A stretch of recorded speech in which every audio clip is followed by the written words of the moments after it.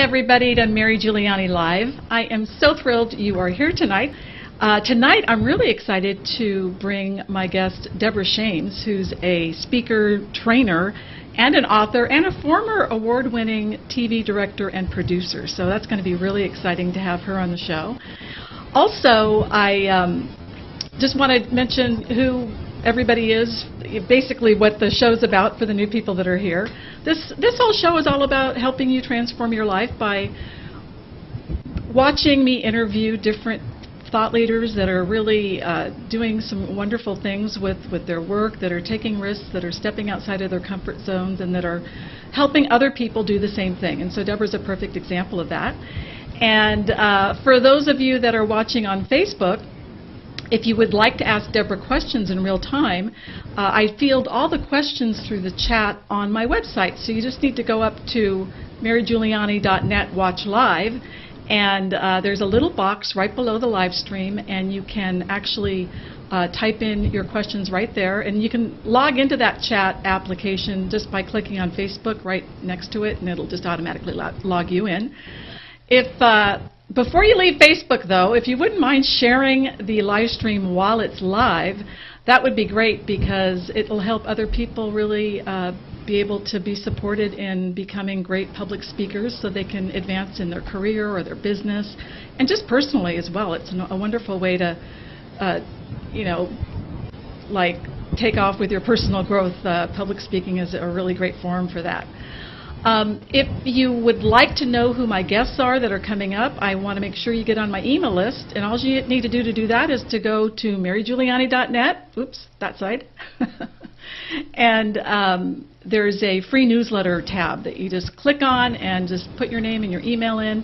And you just get an email once a week sharing which guests are coming up, and also free links to the previous guest's show, audio link and then video link. And I always throw in some tips and things like that for transforming your life. So what else? Also, if you have any ideas for the show, any guests you would like me to interview, any topics that you would like to cover, please let me know. Just email me at mary@marygiuliani.net. So with that, I'm very excited to bring on my guest, Deborah Shames. Deborah coaches speakers and presenters to identify their strengths, find their authentic voice, and take their career or business to the next level through connecting more effectively with their audiences through public speaking. And as I said, prior to her work training speakers and presenters, Deborah was an award-winning film, or is an award-winning film and television director. And she's actually worked with luminaries like Wendie Malick, Rita Moreno, Angela Lansbury, and Danny Glover. And so tonight we're going to be discussing her latest book, which is Out Front, and it's all about supporting women speakers. So, we're very excited to have Deborah, and so let's bring her on. Hi, Deborah. It's good to see you. I'm really, really thrilled that you are with us tonight. I just actually did one of your workshops just on Monday, and it was amazing. I've done a lot of speaking training just to help my own personal speaking skills and stuff. And what I love about you is you bring such a rich background of directing, because, actors need people to pull stuff out of them. So would you mind sharing a little bit just how you got into just the whole entertainment industry and then ended up getting into being a speaking training person and all of that? Well, when I was a director and producer, I realized skills that professionals needed in a corporate setting: how to identify intention, how to take on a role, managing, and then be engaging, because it's not about you, it's about what you can bring to the end. So it was a natural progression to go from the film world, the entertainment world, to corporate America. It totally makes sense. I mean, and then, when I was reading your book, it was so interesting when you were sharing about how after you graduated from college, you really got involved in a lot of different movements for social justice, and were inspired by a lot of major women, like, heroes for you. Would you mind sharing a little bit about that? As a college anthropology student, I really wanted to make a difference. And so I had the opportunity to volunteer with the Menominee Indian tribe of northern Wisconsin when they were going through a lobbying effort in Washington to regain their land and their status as Native peoples. And so I wrote the book interviewing a number of Menominee folks called Fifth Reservation. I lobbied in Washington with the tribal chair, Ada Deer, and it really taught me what a difference you can make, one person. I was waitressing it, and I was working during the day. Those are the times when you're in your early 20s, you think you can do anything, the energy to do it. It really set the stage for the rest of my life, because if I can make when I can make a contribution to other people, that's what feels the best. Well, awesome. Yeah, I mean, and one of the things that was so impressive about that is that you were instrumental in helping some legislation pass for the certain Indian tribes for their land. And you had mentioned in your book that it really taught you that your voice mattered. Yes, absolutely right. The Restoration Act reversed termination for over 10 tribes, and that included the Klamath of Oregon as well as the Menominee. And yes, I lobbied in Washington, I wrote speeches, and I really learned from older women about what's possible. Wow, that's so cool. And this was back when, like, the whole women's movement was going on with Gloria Steinem, and so you were right in the middle of all of that. How exciting! Wow. So, I'm just curious. Like, what would you say your main female heroes or mentors are? Oh wow. Well, back then, Ada Deer was the only Native chair, tribal chair, and she taught me a lot. Big woman. We're still dear friends. She's like over 6 feet tall, and she's still advocating for Native peoples. And then Nancy Lurie was the curator of the Milwaukee Public Museum, a hero of mine. But I also loved the women in the Senate back then, Bella Abzug and Pat Schroeder. Yes. And those women who made a difference in male-dominated environments were a role model to me. Yeah. A young woman from the south side of Chicago, first woman to go to college. And it made a difference to see successful women, and also to see how when they took their lumps, they could bounce back, because we need that. Yes, absolutely. So how long were you in film and in the industry before you switched to getting into more public speaking training and that sort of thing? Well, in the beginning, I made my living writing, lobbying, a behind-the-scenes person. And then when I saw what was going on, I went to film school. And at 28, I went to film school and then went to the public television station, first in Chicago and then later on the West Coast, when I decided I can run my own production company. And that's what I started to do. Again, when you're young, anybody tells you it can't be done, you go, no, I can do that. In fact, when anybody tells me something can't be done, that gives me the motivation to do it even more. And what I saw in production was that it was great to direct, produce, but what I really wanted to do was start my own business in another area. When I met my partner, David, we said there are so many people that we can serve corporate world and their message, get their message across. And that started Eloquy. And Eloquy is, what is the root of that word, or where does that come from? Yes. What does it mean? It's based on the Latin to speak out, and we use the word eloquence now. So my goal is that people can speak out and get off their phones and text and speak.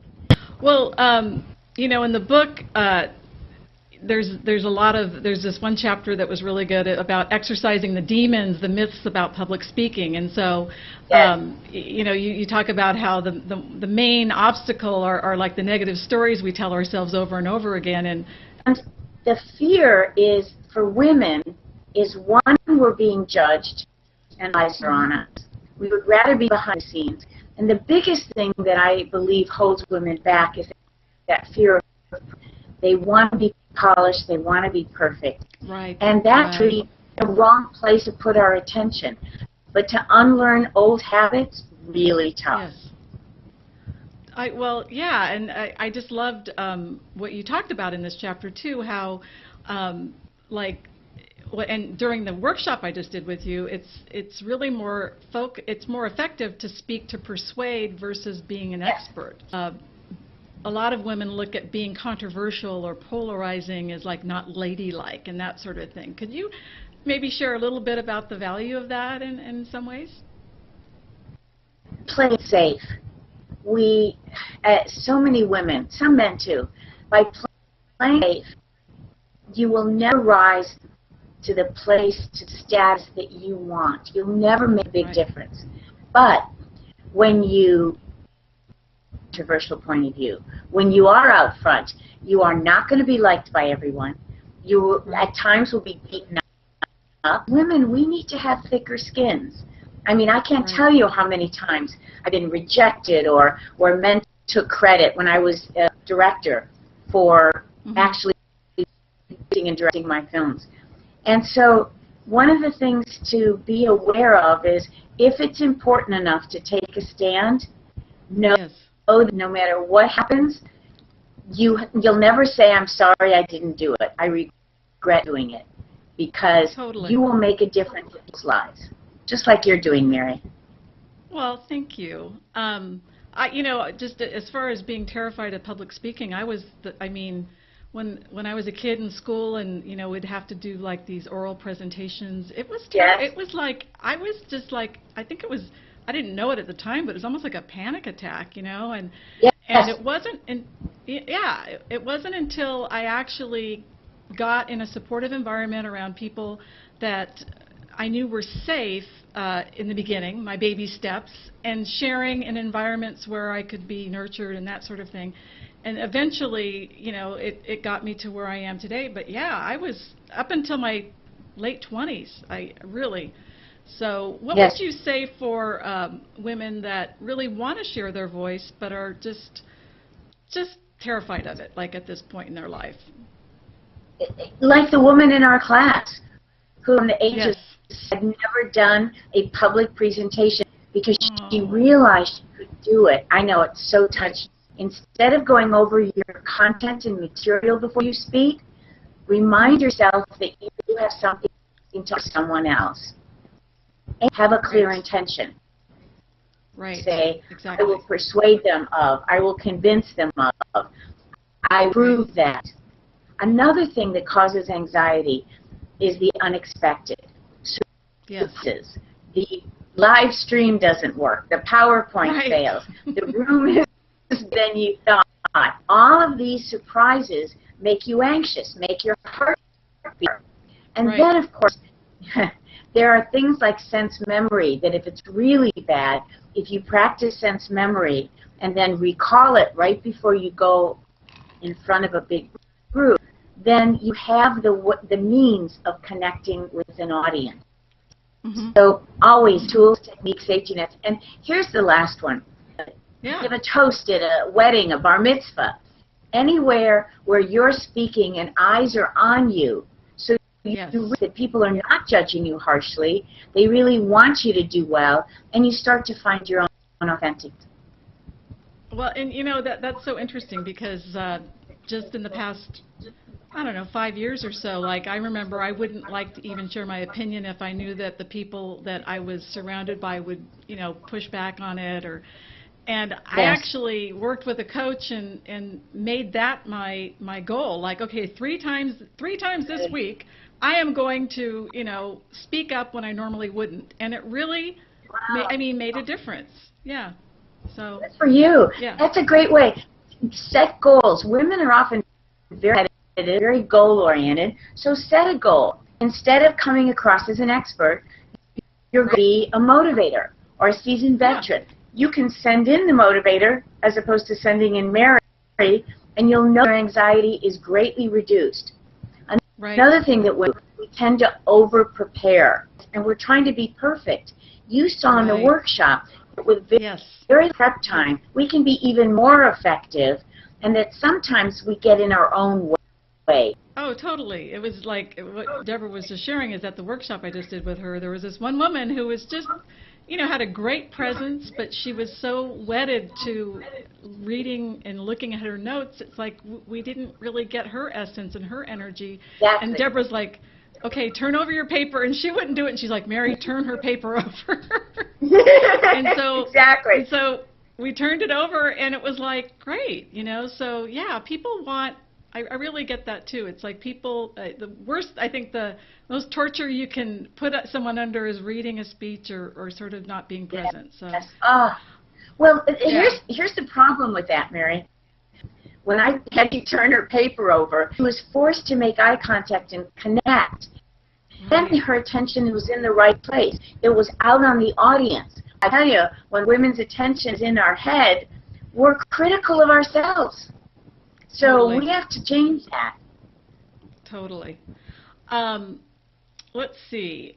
A couple of things. Another thing I wanted to ask you. And I don't know if this was part of this chapter, but it was really, when I read it, you had put actors have the ability to master emotional persuasion. So would you share a little bit about that? Because I just thought that was so fabulous, you know, and it was like, that's what it is when you see a really good actor, you know, because they do move you and they make you believe that they're the character. And what's really amazing, watch a great movie or television show, is that they shoot this out of sequence. So to have that consistency of emotion and to be able to access it when you've got a love scene and earlier that morning you were in a fight scene, that takes an actor who's in touch with their emotional well-being. We can change up. We can speak in our own conversational voice. The other actor has, he or she has to keep it fresh. The audience wants to believe that they're getting a canned or generic presentation. Okay, so perfection, women and perfection. Yes. So you talk about if we don't take risks, we won't differentiate ourselves in our careers or in our businesses. Yes. So how do you support women that are perfectionists in getting out there? Audiences, clients don't trust polished and perfect. Be conversational. Bring your authentic self and don't worry about being perfect because the audience doesn't really trust like perfection anyway. What about like how somebody should dress, professionalism, that sort of thing? Yeah. What you need to be fashion change is that when you dress simply, nothing that gets in the way like big jewelry or then a pattern tie, attention goes to your face, which is where to go. And you're wearing a great color for you. Bright pink. Thank you. I would, wear solid colors or monochromatic when you're in a big audience, because even one-on-one, anything you can do to make the impression you'll have of you strong, solid, and have nothing get in the way. Really, you want all the attention on your face. Okay. Oh, the other thing that I really liked was poking fun of yourself, like Brene Brown did in her talk. You know. But if you poke fun at yourself, you're showing strength, and it's the best thing you can do. And you'll feel better because it's not. You're not doing brain surgery. This is not critical. You're speaking, and mistakes happen to everyone. Right. Exactly. You know, as far as reading the audience goes, I really like this chapter. How, you know, like is your audience? Well, you've got all these different kind of roles: accelerators, pragmatists, collaborators, analyzers. How do you? You have a great. What if you have? Yeah. How do you like deal with it if you have a combo of the, I mean, obviously if you go to probably an engineer, you're speaking at an engineering convention, you've probably got some, I don't know, analyzers or something, but. A lot of analyzers, yes. A well-told anecdote will appeal to everyone. Yes, in fact, that's what I was just going to ask you about, the, like, being the hero of your story, or how do you choose stories, or, like, maybe you can give me some examples of choosing certain stories. You pick a story that only has one message embedded in it. And women, by the way, are innately better at storytelling than men.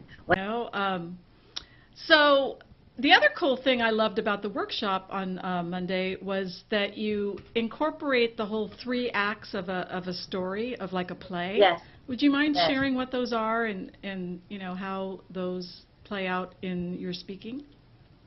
Well, we need simple structure whenever we speak. Mm-hmm. And if you can put a story or a presentation into no more than 3 elements, 3 buckets, 3 acts, it's easy to remember, and for you, and the audience can remember. When you tell a story in those 3 acts, you can keep the story down to 2 to 3 minutes. You can remember the structure, and you better connect with your audience. There's a concept in psychology, generalization. We generalize the way you tell or the way you speak is the exact same do business. So if you're solid and you're on it, you give that great impression. Awesome, awesome. The other thing that you did at the seminar, which I loved, is this technique or whatever called dive off a cliff. So that's just like an opening thing, right? Would you mind sharing a little bit about that for? Or I hear people speak and they do wind up, like I'm going to tell you a story, or I'm going to talk about. I say to myself, you're already talking, get on with it. Or here's my agenda slide and what I'm going to cover. It's like dive off a cliff and start right away. And you see people go from their phones or their laptops or their iPads. Oh, she's starting. I have to pay attention.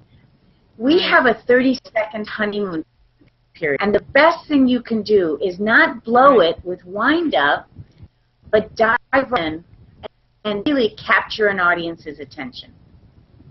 Great. Thank you for that. Yeah, that was really helpful. So, and then you have like colorful, emotional openings, and then you sort of like that's how you should have an opening and then link it to the topic.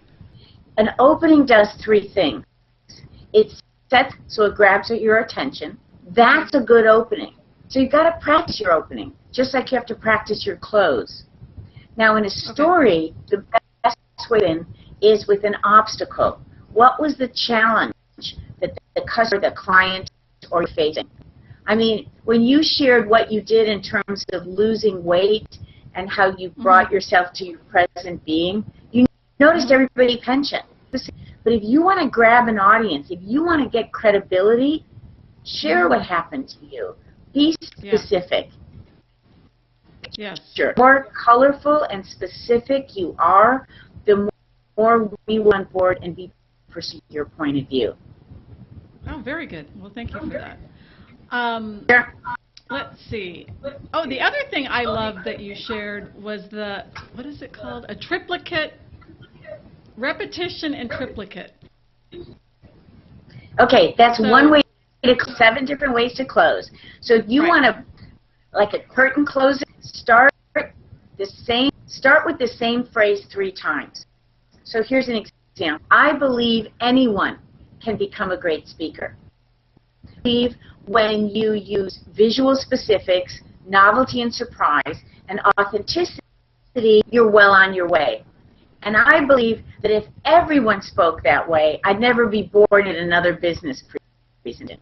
Yeah. 3 I believes, with the 3rd one being the most important. That's so good. That was so good. Well, you can use any phrase. You can say, together we can, I know, I mean, whatever it is. And, you know, the other thing is you really covered how PowerPoints can maybe take away from you? Could you, a lot of people use them as their kind of cues and outlines, and could you kind of touch a little bit on PowerPoint? PowerPoint is a visual medium. It would show pictures, graphs, relationship between objects, but we use it as a crutch. You're absolutely right. Most people put their script up on their PowerPoint, and it overshadows and it makes it boring. I would like to get rid of it altogether and use an occasional visual. If you're going to use PowerPoint, use it in the way it was designed to be used. Okay, very good. Thank you for that. So managing anxiety and delivering like a pro. You've got the upside of anxiety. So what's positive about anxiety? You asked. Everybody thinks it's negative. But the truth is, if you have some anxiety, your synapses are firing and you can actually think on your feet more effectively. And if you ever don't have anxiety, it means it's not important. So, some anxiety is good. It means you can think. It shouldn't be so intense that you have an out-of-body experience or you really can't think on your feet. And I've seen some people every once in a while that their throat dries up or they turn so red that they can't continue. But that's rare. Right, yeah. Well, and what I like that you share in the book is ways to prepare so that, that you won't be as anxious. Like could you share a little bit about I like the exercise or recalling sense memory. What is sense memory? Yes. First, determine what emotion or what character you want to display. It could be warmth or confidence or being bulletproof. And in time when you have 10 minutes, sit in a quiet place and remember an event when you were confident, you were warm, or you were bulletproof. For me, it was jumping out of an airplane. And then go over all 5 senses. What did it smell like? What did it feel like? What was the noise? And when you have all 5 senses really embedded, and the whole time you're doing it, grab your wrist. Then right before you go on, about 10 minutes before you go on, when you have a lot of anxiety, or you're about to go into a pitch, go to the bathroom or a quiet place, your wrist, close your eyes, and recreate that sense memory so that when you walk on stage or walk into a client meeting or walk into a contentious environment, you exhibit that quality. Because telling yourself to be confident doesn't work. Exhibiting it works like a charm. Oh, that's great. Wow. Athletes use it. What's the hold the wrist thing for? It's like neuroprogramming. Exactly. Oh, okay. Well, that's very good. Okay, so as far as practicing, like going to the venue in advance and practicing on the stage, and yes, whenever you can, go to the venue at time, because if it's empty, deliver a few lines out loud. You start to own it's really important. So when I know I'm going to be on a stage with 500 or 1,000 people, I practice outside, practice in a space that's big. That really reduces the anxiety. Stay away from dairy products, peanut butter. Well, good. That's good. Those are great tips. So let's see. As far as, we're just about out of time here. So what, if you had one key message that you really want to get across to women about speaking, what would that be? Take the risk. Put yourself out there. Your voice, your message is important. You don't want at the end of your life to say, if only I had spoken out. And I can tell you words far outweigh difficulties. And I encourage women to get support if you need it, get training classes, and who want to advance their voice. I love that. Thank you so much. Well, how can we be supported by you? What in the out what's front, going on with you? Thank you. I love speaking in training groups, and so if anyone has a law and accounting, a financial and insurance, a retail firm, we get out. If you want to come to workshop, send Santa Fe to our immersion workshop, because you're definitely ready for it. Outfront, it's outfront.biz, not com or net. Join us. So let your voices be heard. Yes, not just for the book, for blogs, for video. Yes. Eloquent is, but for women, there's Outfront Biz. And it has videos of me, it has blogs. So go to Outfront and say, I heard you on Mary's show, I want to sign up.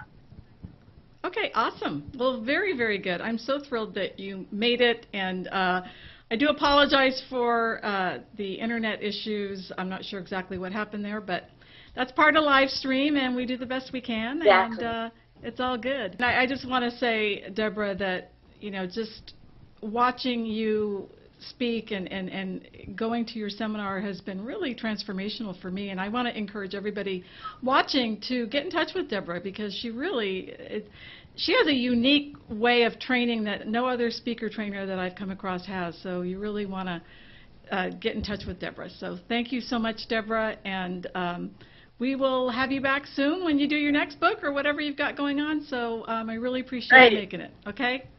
Thanks so much. Thank you, Mary. Bye. Bye. All right, Deborah Shames, author of Out Front. Excellent book. For any woman that wants to forward your career or your business, this is a really key book to be reading, because, this is how you differentiate yourself. This is how you let the world know who you are, what your message is, and it's specifically written for women. So, yay! So glad Deborah made it. Okay, so now I have a couple of announcements, and then we will be wrapping up. Okay, let's see. I got to get my little notes up here. A couple of things. I have two things that I offer to work with clients. If you'd like to reach your audience through live streaming, I actually provide a remote live streaming production service. So all you have to do is log in to the internet, and I will take the show from there. So in other words, you don't have to learn any kind of technical things. You don't have to learn like video mixing software or anything. So if you're interested in doing a show or doing seminars or webinars or anything, having a talk show, bringing other people on, I'd be glad to talk to you about that. Just go up to marygiuliani.net, and there's a little button there that says live streaming info, and you can check that out, and I offer a free consultation strategy session. Also, I am a life coach, and I have a passion for helping women that typically I work with women that are in midlife, that are just have a burning desire to make the difference that they want to make, really follow their calling, and so if you're in that place in your life where you know that you don't want to die with your music still in you, I would be glad to talk with you and do a free coaching session as well to see if I might be able to help you. Again, just go up to marygiuliani.net, and under the coaching tab, there's more information there. So my coaching challenge for you this week, or tip I always do a tip every week, is about speaking up, because I like to align the tip with the speaker. And as I had shared earlier on the show, it was really, really powerful for me to challenge myself to speak up when I normally wouldn't. And so my challenge to you is to make a commitment to, if you're up for it, but if you really want to break through to the next level with getting your voice out there, I really encourage you to go for it, is make a commitment 3 times this week and ongoing if you're serious, to speak up when you normally wouldn't, and that would be in your personal relationships, in your business relationships, in your professional relationships. And it's amazing how, just putting yourself outside of your comfort zone, like the saying in the 12-step meetings is, when you walk through your fears, you don't have to have them anymore, and it's totally true. So I think that's about it as far as tips go. Also, next week we have Jeffrey Van Dyke. Jeffrey is a wonderful new thought, well, not new, but new to me, thought leader, and he is the creator of Tribal Marketing. And his whole message is about he helps business owners, or actually people in midlife too that want to really get their message out to the world and make a difference, master their message so that they can really reach their audience. He talks about finding what your square inch of the market is and then drilling like a mile deep. And so I've been really enjoying his content, and so I wanted to have him on the show. You gotta tune in next week. Jeffrey Van Dyke's amazing. So let's see. Other than that, again, if you would like to know who's coming up on the show or different things that I've got going on, please sign up for my email list. Go up to marygiuliani.net and go to the free newsletter. And with that, just always encourage you to think of one thing you can do to be true to yourself, and you'll be amazed what happens when you take those steps, because your life will transform. Okay, have a great week, everybody. We'll talk to you next week.